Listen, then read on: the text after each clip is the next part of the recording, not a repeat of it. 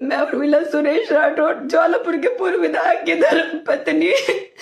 मैं मोदी जी से, योगी जी से, उत्तराखंड के मुख्यमंत्री धाकड़ धामी जी से मैं गुजारिश करती हूँ कि आप ही के पूर्व विधायक हरिद्वार के ज्वालापुर विधानसभा से रहे सुरेश राठौर ने मेरी जिंदगी बर्बाद कर दी है और 4 साल से मेरा शारीरिक मानसिक उत्पीड़न कर रहा है वो। मुझे उसने कहीं का नहीं छोड़ा।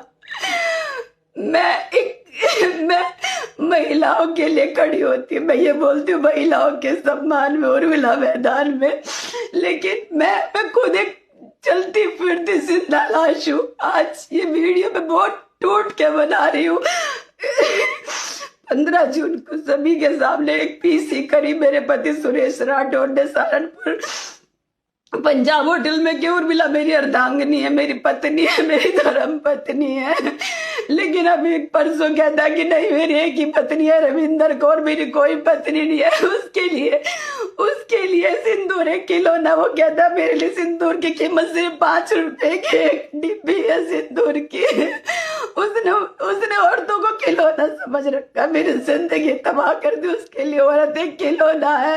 वो हमारे समाज का रविदासाचार्य बनता है, भगवाधारी बनता है। भगवाधारी नहीं है वो भगवा के वेश में भेड़िया है जो पता नहीं कितनी लड़कियों का उसने इज्जत तार कर दी।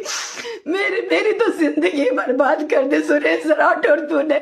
और मैं 2 साल से धक्के खा रही हूँ न्याय के लिए। मैं खुद सत्ता पार्टी की होने के बावजूद मेरी कोई सुनवाई नहीं हुई। मैंने हरिद्वार एसएसपी परमिंदर डोभाल जी किया, मैंने अपना प्रार्थना पत्र दिया था, लेकिन मेरी कोई सुनवाई नहीं हुई इस पे।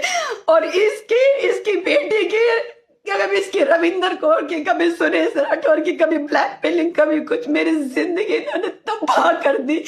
मैं आप सभी से बोल रही हूँ माननीय पुष्कर धामी जी, उत्तराखंड के मुख्यमंत्री जी से मेरी बहुत गुजारिश है, मैं न्याय के उसमें खड़ी। अगर मुझे न्याय नहीं मिला ना तो मैं प्रदेश कार्यालय पे आकर आत्मदाह कर लूंगी।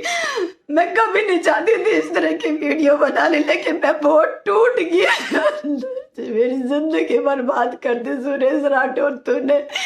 मुझे कहीं का नहीं छोड़ा। कभी कुछ स्टेटमेंट देता है, कभी कुछ स्टेटमेंट देता है। सुरेश राठौर को उसके कर्मों की सजा जरूर मिलनी चाहिए। जो इस तरह से इसने एक औरत की जिंदगी तबाह कर दी, ना मुझे काम का छोड़ा, ना कहीं का छोड़ा। मेरे शारीरिक मानसिक हर तरह से इसने शोषण किया है। कभी कहता मुंबई का फ्लैट मेरे नाम कर दे, कभी कुछ कहता। रोज अलग अलग चीजें हमसे बोलता है, रोज अलग अलग स्टेटमेंट बदलता है। इस आदमी का कोई भरोसा नहीं है। और हाँ, मुझे ये भी कहता कि मैं तुझे तिल तिल करके मारूंगा उर्मिला। और अगर तूने ज्वालापुर में तूने पैर रखा, हरिद्वार में, तो मैं तेरे किसी भी तरह से हत्या करवा दूंगा अगर तू वहां पे आई।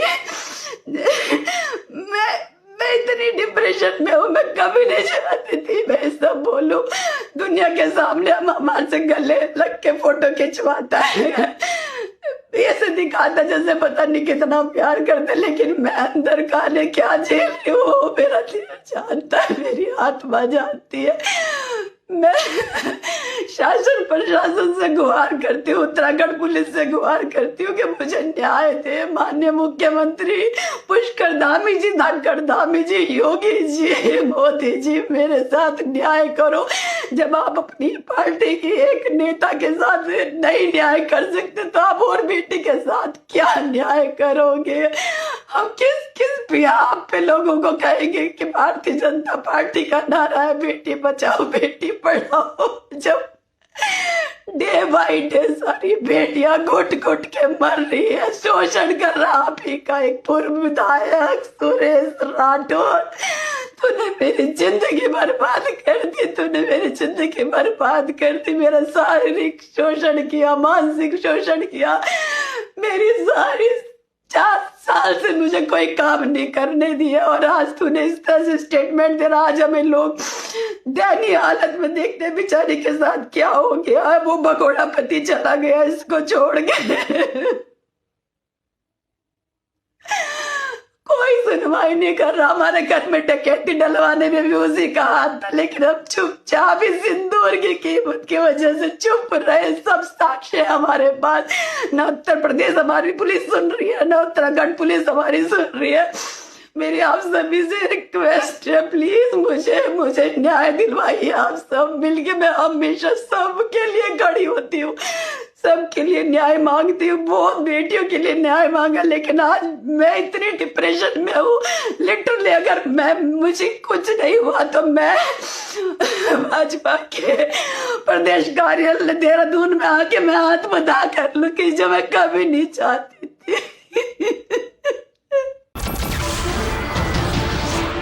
नमस्कार, मैं हूं मानक गुप्ता। अगर आपको हमारा ये वीडियो पसंद आया हो तो इसे लाइक और शेयर जरूर करें, और हाँ, हमें सब्सक्राइब और फॉलो करना ना भूलें, ताकि आप देश और दुनिया की कोई खबर मिस ना करें। तो जुड़े रहिए हमारे साथ और देखते रहिए न्यूज़ 24।